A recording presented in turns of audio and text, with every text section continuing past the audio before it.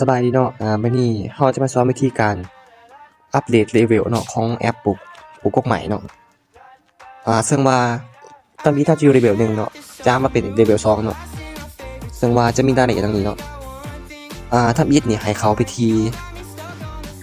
ตัวนี้เนาะตัวกลางหูฟังนี่เนาะตัวเขาเนาะแล้วมันจะขึ้นมาเป็นหน้าต่างของไลน์เนาะทำอิฐนี่ให้เฮาไปโหลดไลน์มาก่อนเนาะแล้วก็แคปเอาตัวนี้เนาะหรือว่าคัดลอกเอาซื้อ ID ไลน์ของแอปนี้เนาะแล้วก็ทักไปหาเพิ่นเนาะจะมีรายละเอียดทางนี้เนาะนี่เนาะจะเป็นซื้อ ID ไลน์ของเพิ่นเนาะ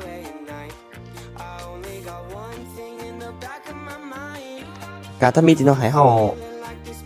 ส่งรูปภาพที่ว่าเฮาแคปมาเนาะหรือว่าเป็นรายชื่อของเฮาเนาะ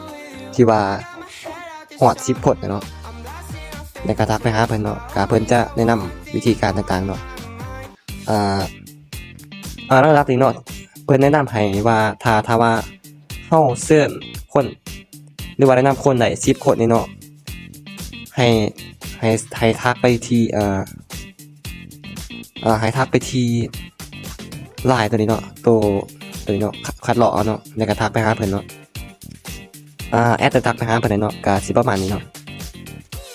ซื้อ ID ไลน์ของเพิ่นเนาะที่ว่า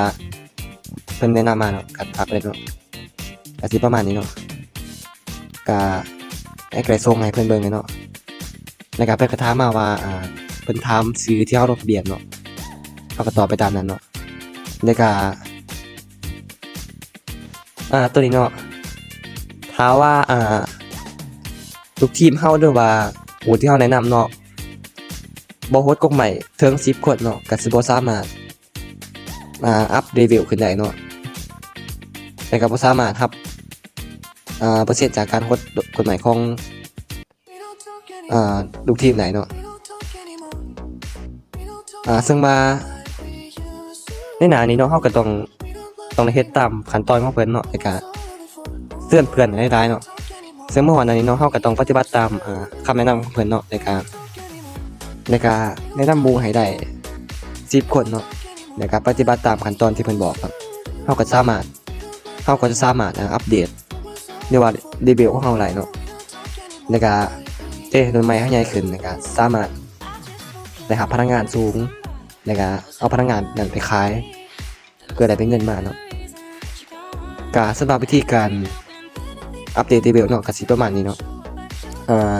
ถ้ามียังสนใจเนาะก็สอบถามกันมาได้เนาะทางเว็บบอร์ดแอปที่ทีมไว้ด้านบนเนาะ